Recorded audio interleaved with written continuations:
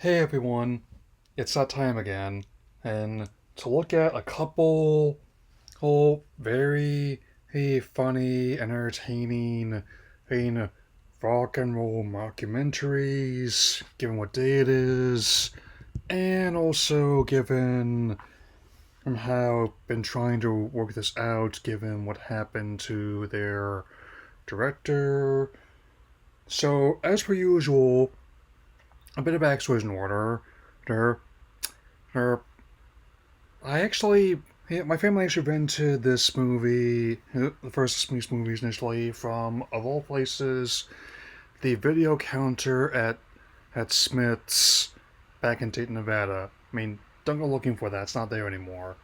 Or so when I heard that at MGM and we're finally going to be releasing a follow up to such a hilarious and influential comedy, I definitely was intrigued, especially given how it managed to parallel a lot of its seniors' impact relatively closely. But hey, enough of my yakking. Let's boogie. On this special edition of HBO Max Relax, I present a double feature of the Spinal Tap movies, so let's begin. Let's start with the first film. This is Spinal Tap, released in 1984, which is the film was directed and co-written by the late Rob Reiner, who stars as a fictionalized his director named Marty DeBergi, a commercial filmmaker turned documentarian. And when I say commercial, I really mean commercial.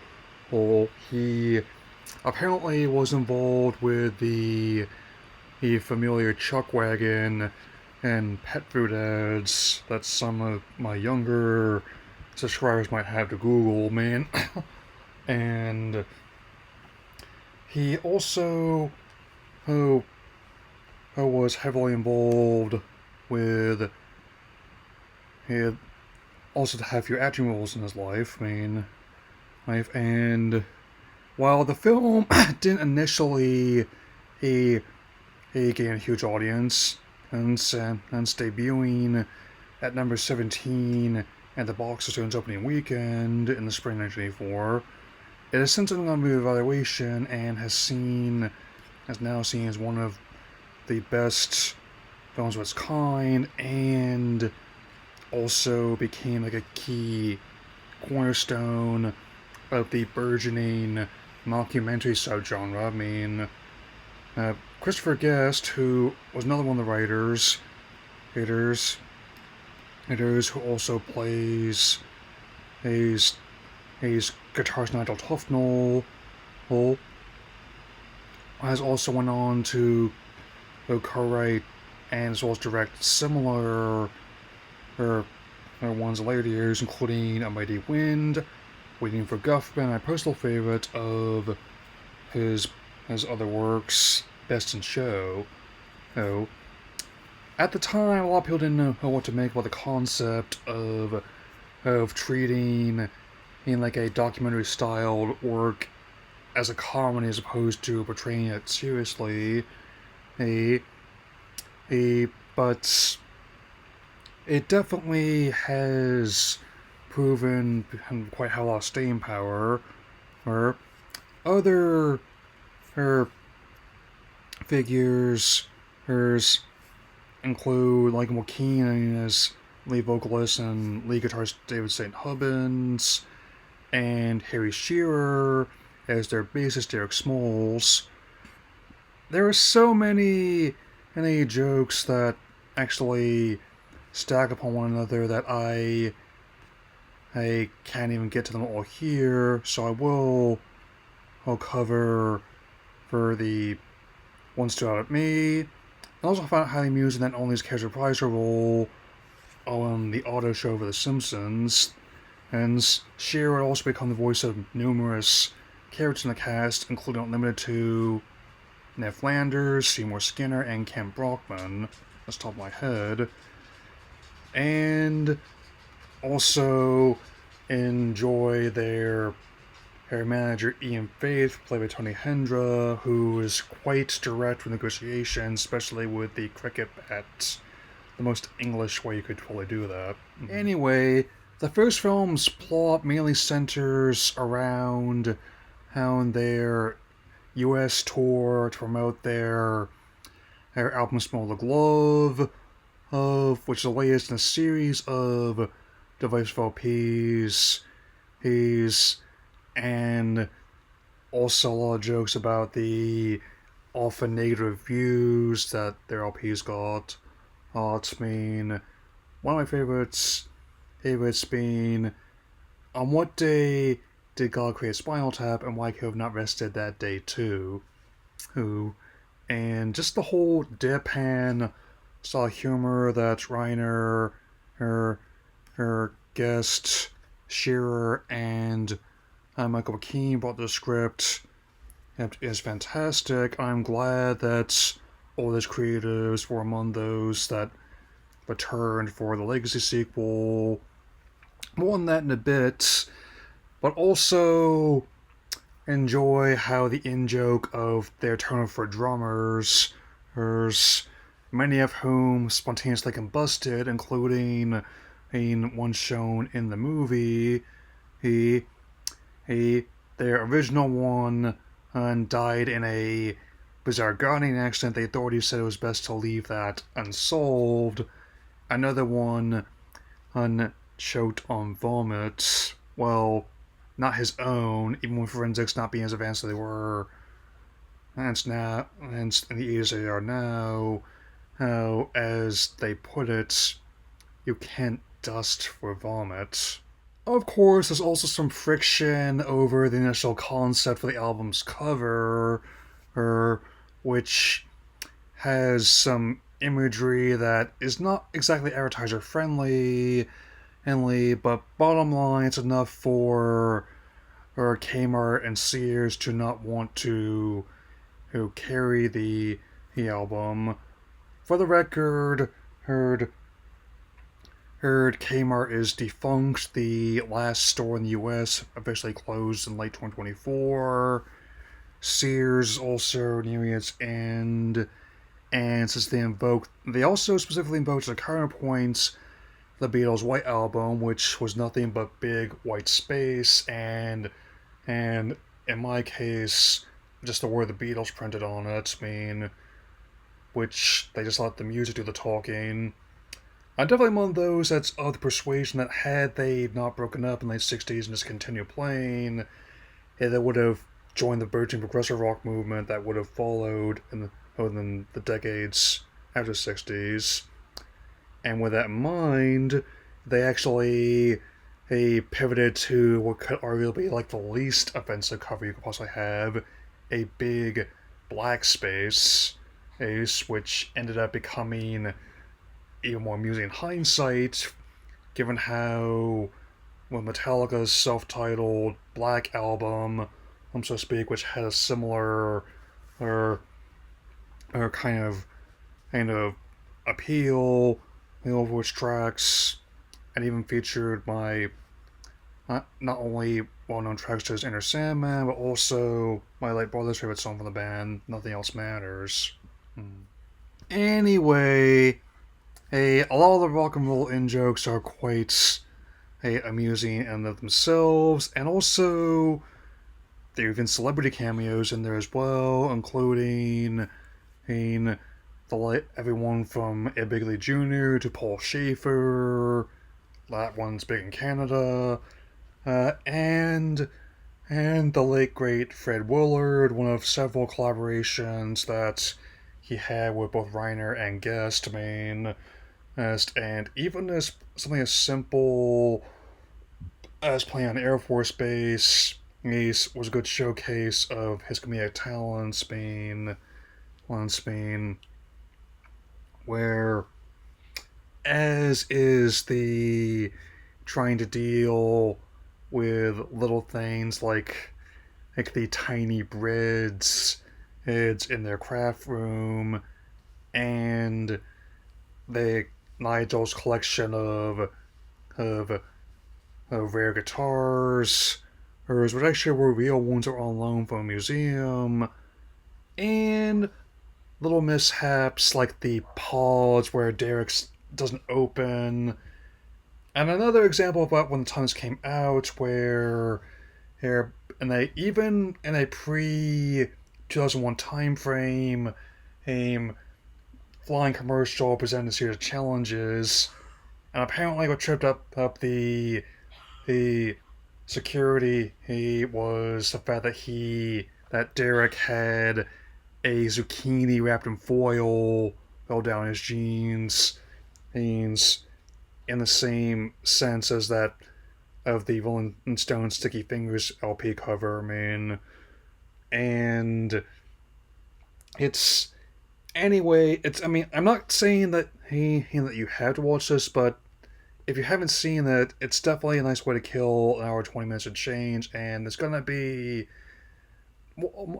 depending on your odds, you're probably gonna find your own amount of jokes that'll stand out at you. Case in point, the whole Stonehenge and sequence. I mean, I personally, he personally can say this is probably my favorite one. Like it starts out when and they try and organize as part of the show and have something with the next part of their repertoire, or where writing and giving like a napkin sketch about what the piece will look like. However, given how that they're English and therefore I probably won't have used standard measurements in a long time, he accidentally makes her accept it for 18 inches at 18 feet. So finding out the hard way that's not a scale model of the piece, it is the piece. Like their reactions when it comes down as they're playing the song are incredible, as is their deal with the aftermath. No, I think there was fear that the Stones had monument states are in danger of being crushed by a dwarf. I mean, the little people are actually quite literally dwarfing the monument as opposed to the other way around. You know what I mean? And it is kind of fun who determine what kind of rituals may have taken place there, but as far as I know, even though this has often been disputed, it was functionally he served as like a clock and a calendar. And no, we're not gonna do Stonehenge. Anyway, after that whole mess, I mean, not only does Ian and Bale in favor of of David's spiritual advisor, her her and her and her naturally after the Air Force Base show, or right in the middle of it rather, her Nigel actually he smashes his guitar and walks off stage in the midst of the tour. I mean, I think that whole one is also a spoof of a similar incident happened with Styx due to friction of the Mr. Roboto concept album, which, while being pretty glorious vintage cheese, was also obviously at odds with that band's and much more down to earth song. I mean, one of their more notable hits was called Blue Collar Man, and and they end up getting in put below a puppet show at a theme land, and much to his advisor's consternation. I mean, and however, things do turn around by the end, and where not only do Nigel and Ian return, they actually propose the idea of touring Japan, which is specifically a venue that Cheap Trick went down after their initial popularity peaked, but long before they become nostalgic in their own rights. right? And wouldn't you know it, even though McShrimpton and the acting one, and played by RJ Parnell, so just like the law averages on its side, it actually does end up spontaneously combusting and and getting replaced by a Joe Mama Besser, played by Fred Asparagus. I don't know if that's his actual whole name or just a stage name. Either way, I definitely approve of this connection to the person who discovered and advocated with Three Stooges. And as I have mentioned numerous times, while this film was not a huge hit, critically financially, at least at first, it definitely found its audience at home and is now seen as one of the best comedies ever made. And even though there was talk about a follow-up for the longest time, even even to the point of having Tonight I'm Gonna Rock You Tonight appearing Guitar Hero 2, who it wasn't until last year here that it finally arrived, and even more so that it actually managed to be one of several directors' films that actually surged after the loss of both Rob and his wife. Okay, so this past fall, Spinal Tap 2, The End Continues, saw its debut, who everywhere, and I will admit, I definitely made my best to keep my expectations ebb, but I'm also was among those who was still interested in what they were offering, and with it not only did the main cast and crew return, it also who as legacy sequels tend to do, who brought in and a slew of new performers. Some was done a necessity, for starters, due to the death of Tony Hendra in 2021, on his daughter, her Hope Faith, played by Carrie Goldman, apologize if I pronunciation, and is definitely a good choice. And even Ian's fate does at least have precedent in expanded use material that was released in the 90s, at least. That's basically not like research I could find. Though, given one of his running gags was very much a hair trigger temper, her he was quoted as having he run out of blood vessels to burst his forehead. Anyway, hey, this also fittingly centers around the band having a reunion tour after 15 years after their previous show together, with each of them having taken on different ventures since then, and with David still performing, albeit as part of a mariachi band at a Latin American restaurant in the Bay Area. Nigel Tufnell selling guitars and cheese in his hometown in the English countryside, and Derek Smalls being the proprietor and curator of an adhesive museum. And let's just say that he didn't mean to put the glue up his nose. It got stuck. Look, I mean, and even though I wasn't sure her initially after all this time, I can definitely say, that's another instance where, even though it did again underperform theatrically, making about half what the first film did, and then that's before inflation, by the way. Hey, it definitely found its audience, and at home, not just on HBO Max, but also on Prime, who currently owns MGM, which is most what I expected would happen. And even with some of the schedules being changed, there was still quite a bit of competition in last September, which is typically not the most loaded month, but things have been changing a lot lately.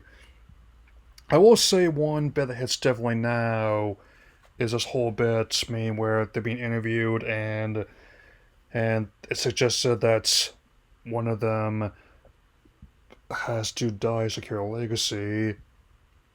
With this being Rob Reiner's final film before or the tragic death of both him and his wife in late 2025, which also caused the actual the concert film was also made to be a delayed to a later date. It was going to be out this spring, but I will say this: if this did end up being Rob's last movie, I think it was a good one for him to go out on as director and actor. Like a great many filmmakers in the business, he has high highs, his low lows, and his rich cream middles.